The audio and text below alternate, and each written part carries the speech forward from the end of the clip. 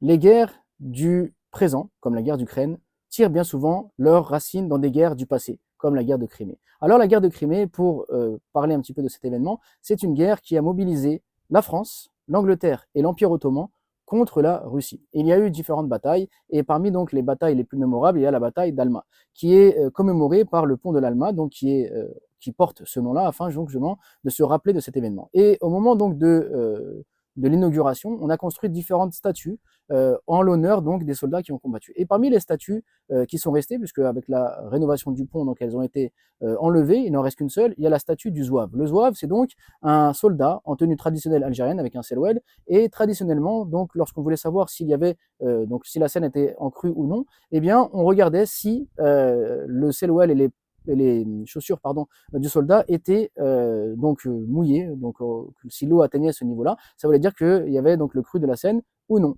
Et cela donc nous renvoie à l'histoire de la France et l'islam, la France et des musulmans. Pourquoi? Parce que les Zouaves, ça renvoie aux Zouawa. Les Zouawa, c'est une tribu kabyle qui était connue pour deux choses. Pour la science, pour la ilm, parce qu'il y a eu donc énormément de ulama qui sont nés dans cette région, qui faisaient partie de cette tribu, qui sont partis étudier à travers le monde, qui enseignaient sur place. Les gens venaient chez eux pour étudier, et donc de nombreux savants sont sortis de chez eux. Mais également parce qu'ils étaient une force d'élite militaire très puissante, au point que les Dey d'Alger faisaient appel à eux afin de renforcer leur pouvoir et de se protéger des agressions extérieures. Et lorsque la France, en 1830, a colonisé l'Algérie, eh bien, elle a cherché à reproduire un petit peu le système donc, qu'il y avait au niveau de la région d'Alger, et elle a voulu donc s'appuyer sur les tribus donc Zouawa, et elle a créé le régiment des Zouaves. Donc ce régiment des Zouaves était au départ, bien sûr, donc composé de soldats musulmans de la tribu donc, des Zouawa, mais par la suite, c'est devenu une appellation, on va dire, globale, et il y avait essentiellement des soldats européens qui combattaient dans ce régiment et qui faisaient donc partie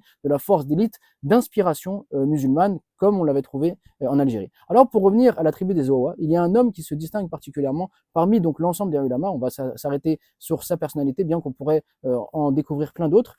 C'est Abu Ya'la. Abu Ya'la donc a étudié auprès de son père, puis auprès des savants donc de sa région, et il est parti ensuite étudier à travers le monde musulman. Il est revenu en Algérie, qui était donc colonisée. Il a adhéré à l'association des ulama, et il a été parmi les savants qui ont développé l'islam, c'est-à-dire qui ont cherché à restaurer la vraie religion quand celle-ci était combattue par le colonialisme. Il faut savoir qu'à partir de 1933, les ulama n'avaient plus droit d'enseigner dans les mosquées. Mais lui a réussi à échapper à la censure, et il considérait donc un don divin le fait qu'il ait pu être imam d'une mosquée quand c'était interdit pour les autres savants. Et il est devenu l'imam d'une mosquée, pas n'importe laquelle, la mosquée Sidi Ramdan à la Casbah. Et donc, à travers ce lieu, il a pu prêcher l'islam, il a pu prêcher la religion authentique quand celle-ci était combattue. Donc, voilà, lorsqu'on entend le mot zouave, souvent c'est un mot qui est connu dans notre vocabulaire, mais on ne sait pas que ça renvoie à cette tribu kabyle, donc la tribu des Zouawa, qui a porté de grands ulamas, qui a porté de grands combattants, et qui a tellement impressionné la France qu'elle est devenue un nom générique pour parler des combattants qui étaient une force d'élite de l'armée française.